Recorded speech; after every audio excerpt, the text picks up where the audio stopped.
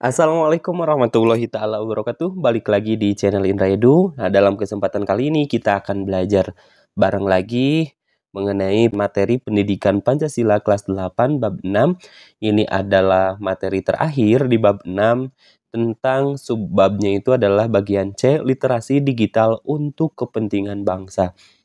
Seperti biasa, sebelum kita lanjut kepada pembahasan, mari subscribe terlebih dahulu, like, komen, dan boleh share kepada rekan-rekannya supaya kita semua bisa menebar manfaat yang lebih banyak lagi.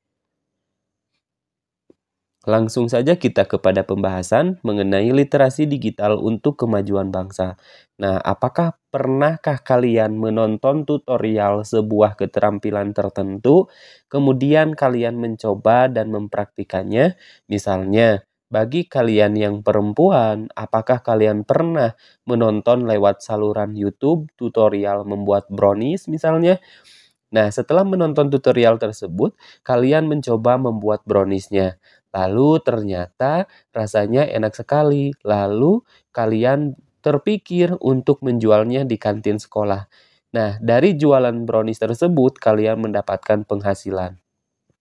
Dalam hal ini, kalian tidak hanya memiliki kemampuan digital, namun juga pemanfaatan digital.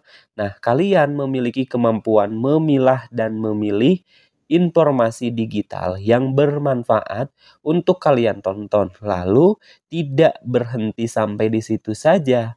Nah, pengetahuan baru yang kalian peroleh dari dunia digital tersebut kalian terapkan dan manfaatkan untuk aktivitas ekonomi. Nah, berdasarkan Mays dan Forward mengungkapkan bahwa literasi digital terdiri dari 3 level. Yang pertama tentunya ada digital kompetensi, yang kedua ada digital usage, yang ketiga adalah digital transformation.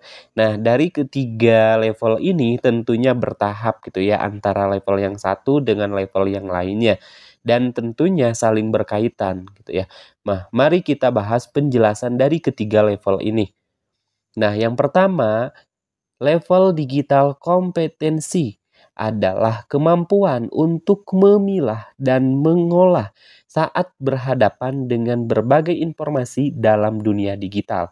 Nah, jadi kata kunci dari digital kompetensi ini adalah kemampuan level memilih ya atau memilah dan juga mengolah seperti itu. Jadi kata kuncinya adalah memilih dan mengolah.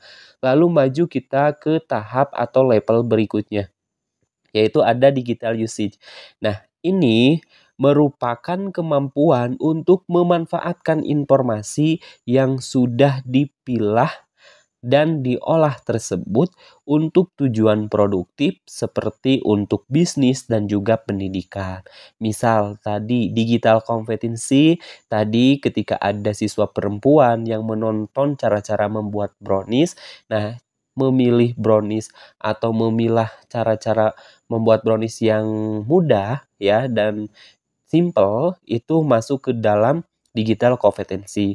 Sementara digital usage yaitu dipraktekkan gitu ya, dipraktekkan setelah kalian mendapatkan informasi atau mengolah informasi gitu ya, seperti itu. Untuk tujuannya untuk produktif, seperti untuk bisnis, seperti itu ya. Nah, yang terakhir adalah digital transformation, adalah kemampuan melakukan inovasi, menghasilkan metode atau produk baru yang bermanfaat bagi masyarakat dengan memanfaatkan teknologi digital. Nah, ketika tadi setelah nonton video cara-cara membuat brownies, lalu di tahap akhirnya itu adalah lebih kepada dipasarkan atau dijual. Tadi contohnya adalah di kantin sekolah, seperti itu. Nah, contoh digital transformation adalah Gojek.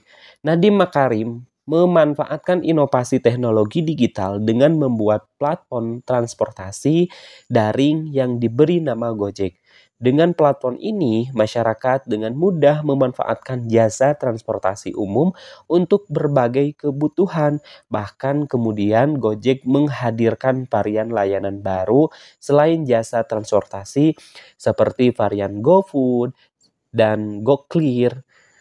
Inovasi Gojek bahkan mendisrupsi bisnis jasa transportasi umum. Nah, yang berikutnya, tentunya kalian bisa membayangkan jika para pelajar dan pemuda Indonesia memiliki kemampuan literasi digital sampai pada level digital transformation, maka ini akan berdampak sekali pada kemajuan bangsa.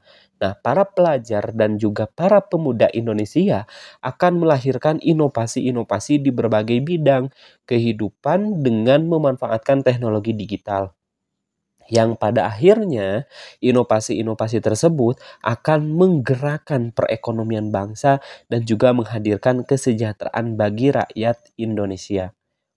Nah, tentunya dalam penerapan sehari-hari terkait dengan literasi digital ini atau memanfaatkan digital gitu ya dalam kehidupan sehari-hari, kalian bisa memulainya dari lingkungan sekitar di masyarakat atau tempat tinggal kalian.